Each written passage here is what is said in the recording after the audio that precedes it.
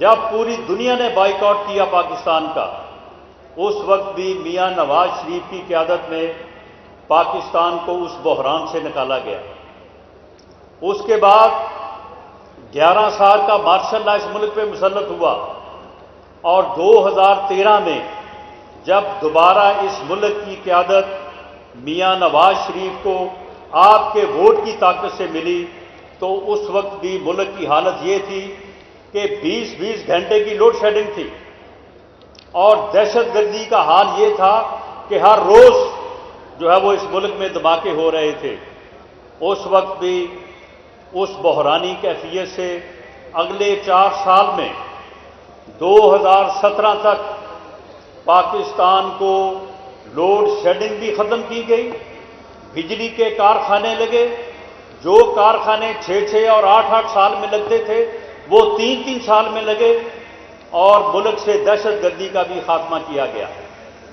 تو میرے بھائیوں، معاملہ یہ ہے، سوال یہ ہے کہ اگر ملک ترقی کر رہا تھا، اگر ملک آگے بڑھ رہا تھا، لوڈ شیڈنگ کا خاتمہ ہو چکا تھا، دہشت گردی کا خاتمہ ہو چکا تھا، تو پھر اس تجربے کی کیا ضرورت تھی؟ اس بدبخت کو اس وقت کی اسٹیبلشمنٹ نے اور اس وقت کی جوڈیشل اسٹیبلشمنٹ نے ایک سازش کر کے اس ملک کے خلاف جو ہے وہ اس کو کیوں لایا گیا؟ کیا اس وقت گیس کی قیمت، بجلی کی قیمت، آٹا 35 روپے کلو نہیں تھا؟ کیا اس وقت ڈالر جو ہے وہ 108-10 روپے کا نہیں تھا؟ کیا اس وقت ملک جو ہے وہ کسی IMF کے پروگرام میں تھا؟ کچھ بھی نہیں تھا۔ ملک 6.2 کی شرح نمو سے آگے بڑھ رہا تھا، لیکن اس وقت ایک سازش کی گئی۔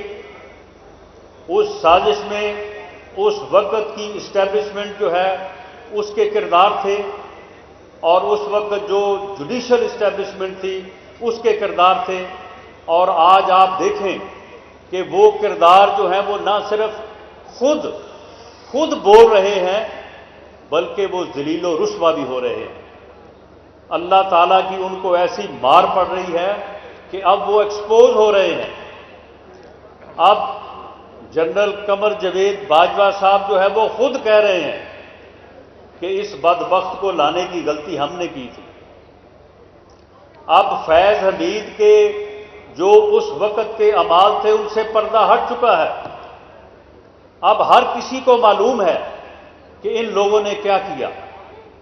آج باقاعدہ جنرل میڈیا پہ بیٹھ کے پروگرام میں مسٹر جسٹس شوکت صدیقی صاحب اس بات کی گواہی دیتے ہیں کہ میرے پاس جنرل فیض حمید آئے اور آ کے کہا کہ وہ لوئر کورٹ کو تو ہم نے قابو کر لیا ہے، سیشن کورٹ کو، وہاں سے میاں نواز شریف اور مریم نواز کو سزا ہوگی، لیکن جب اپیل آپ کے پاس آئے گی تو آپ کیا کریں گے؟ تو وہ کہتے ہیں کہ میں نے کہا کہ میں وہی فیصلہ کروں گا جو فیصلہ جو ہے وہ انصاف کے مطابق ہوگا۔ تو کہنے لگے ہماری تو پھر 2 سال کی محنت ضائع چلی جائے گی۔ او بھائی، یہ 2 سال کی محنت کس لیے ہو رہی تھی؟ 2 سال میں کس لیے محنت ہو رہی تھی کہ اس ملک سے دہشت گردی ختم ہو گئی؟ اس لیے یہ محنت ہو رہی تھی کہ اس ملک سے جو ہے وہ لوڈ شیڈنگ ختم ہو گئی؟ اس لیے یہ محنت ہو رہی تھی کہ یہ ملک ترقی کر رہا ہے؟ اس لیے محنت ہو رہی تھی کہ ملک آگے بڑھ رہا ہے؟ عام آدمی کو جو ہے اس کے حالات میں جو ہے وہ کوئی آسودگی آ رہی ہے؟ کس مقصد کے لیے 2 سال سے جو ہے وہ محنت ہو رہی تھی؟ صرف اس لیے کہ پاکستان مسلم لیگ نون کو اتارا جائے، میاں نواز شریف کو سزا دی جائے، اسے نااہل کیا جائے۔ جرم کیا تھا؟ کہ یہ ملک ترقی کر رہا ہے، یہ ملک آگے بڑھ رہا ہے۔